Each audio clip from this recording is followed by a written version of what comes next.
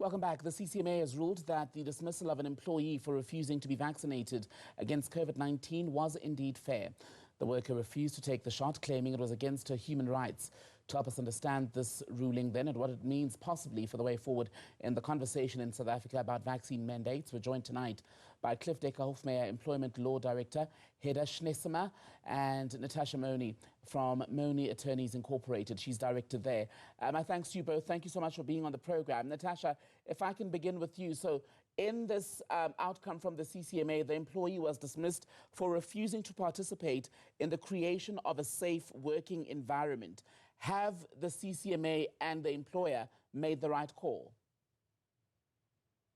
I believe it has, and the case may not have explained it as eloquently as we all would want the case to explain it. But in terms of the regulations that came out on the 11th of June 2021, a vaccination is mandatory, and it's up to, well, they made it in the employer's discretion to make a vaccination mandatory, provided that they do risk assessments, that they identify the employees, that they counsel those employees, and without being able to accommodate the employees, then turn to some form of incapacity route and dismiss them. And that is exactly what happened in this matter. Let's talk about just the issue of incapacity, which was ultimately the grounds on which this person was dismissed. What is the scope legally? How much ground is there for employers to move around as far as reaching such a decision? So incapacity is not as as we know it. This is incapacity in terms of COVID-19. You are incapable of doing your work when during this period without being vaccinated. That's what it means. You're not able to do your work, and the employer is not able to make some form of concession. In other words, to allow you to work from home or to separate you from the group of people that you need to be with. Hedda, this employee involved in this matter then lost her bid for reinstatement at the CCMA because she interacts basically with a lot of colleagues, not a lot, but she interacts with employees in confined spaces, an uncontrolled environment. Are we finally heading to the route where the issue of vaccine mandates will basically be decided by our occupation and the level of interaction with others physically? Temekile, at this stage, it would seem that way. We must just remember that this award is not precedent. So we're not sure where our courts are going to go with this. But as Natasha had indicated, in terms of the directive last year, as an employer, you're obligated, obviously, to set out a risk assessment, to assess your risk in terms of what your employees are actually doing. So if you take the production environment, for example, it would be in the interest from a risk perspective that if you can demonstrate as the employer why it's necessary, why everyone in a production environment needs to be vaccinated, you would probably be able, from a reasonable test perspective, be able to convince an arbitrator going forward, alternatively, perhaps the court, if they are meaning to follow that type of route as well, that it would be in the interest from a public safety perspective, why it's necessary. And yet, how important is it that the issue of vaccine mandates ultimately be settled by a court? Because at the end of last year, at NEDLAC, there was a lot of conversation about how even the Constitutional Court may need to give the country direction here. It's extremely important, Temekile, because as I said, awards are not precedent. So we're guided by our courts in this regard. So we would have to then hold out to see what our courts ultimately decide. And I have no doubt it will go to the Constitutional Court. And the balance then between, let me come back to you, Natasha, personal rights. I mean, firstly, the employee, we're told, had said that she would not take the vaccine, I believe, on religious grounds. And then it became an issue about the right as an individual to refuse to take a treatment. How clear-cut are those lines? It's not clear-cut, and I think each individual is going to have to be assessed on our constitutional imperative.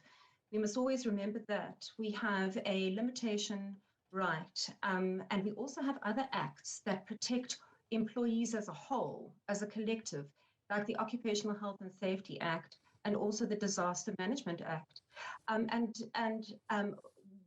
You cannot exclude them in this kind of environment. COVID-19 will go away But this is one of the things that we can use in order to try and make the entire working environment safe. And it's not a guarantee, but at least the employer can then say that they've done everything in their power in order to make sure that the environment is safe for all its employees. And this particular company I was reading, Natasha, went quite the mile, it would appear, consultation for about 3 months. A doctor was made available for consultation, a vaccinologist, even a traditional healer. Is that the test that companies would also have to pass in covering their tracks? Well, not their tracks essentially, but making sure that they follow due process before announcing a vaccine mandate policy? Well, there are 3 phases. The first one is your risk assessment. Your second one is to identify those employees who do not want to be vaccinated, counsel them, and perhaps provide alternatives. For instance, the alternative of providing COVID-19 negative tests every week. That was what the employee agreed to. The employee, unfortunately, did not abide by the agreement, and so was not able to get into work. And that is the issue. So then the third phase gets kicked in, and that is, well, what are we going to do now? Because our operational requirements dictate that we need to have these employees within a safe space with one another, and they can't guarantee that. And that is where the incapacity kicked in. Hedda, what are the options available, I wonder, to this woman now that she's lost to the CCMA? Is the Labour Court where she needs to go next? That's correct, Thembekile. So she would have to lodge a review in the Labour Court in terms of Section 145 of the Labour Relations Act. And there, would the test of the merits of the case be any different from what the CCMA had to deal with, or would she basically have to very much present the same arguments and just hope that the court sees it differently? Thembekile, a review application is done on paper, so ultimately the judge would be presented with the transcript of the arbitration, and he would then have to, or he or she would then have to determine the reasonableness of the outcome of the arbitration award and would have to make a finding in relation to that. In order for the judge to do that, as I said, he would consider the transcript and he would consider the bundled documents in order to determine whether or not that is a decision a reasonable decision maker could have made. Let me come back to you, Natasha, and talk about more broadly. We're talking a lot in the last few months about companies and workers who choose not to be vaccinated for whatever reason. What about people who've been vaccinated and possibly argue that they feel unsafe going back to an environment where a colleague who sits right next to them or across is not vaccinated? Do they also have legal grounds on which they can take the company on?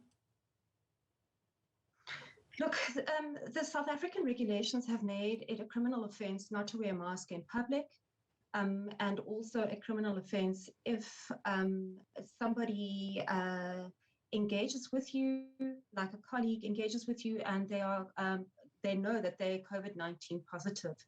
So under those circumstances, I certainly would say that the colleagues who have been vaccinated do have a right to complain.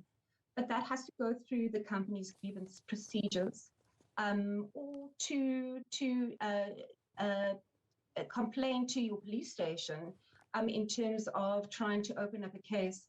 I would first try the softer approach, and that is to speak it out, to counsel, to have everyone understand why it is you don't want to be vaccinated.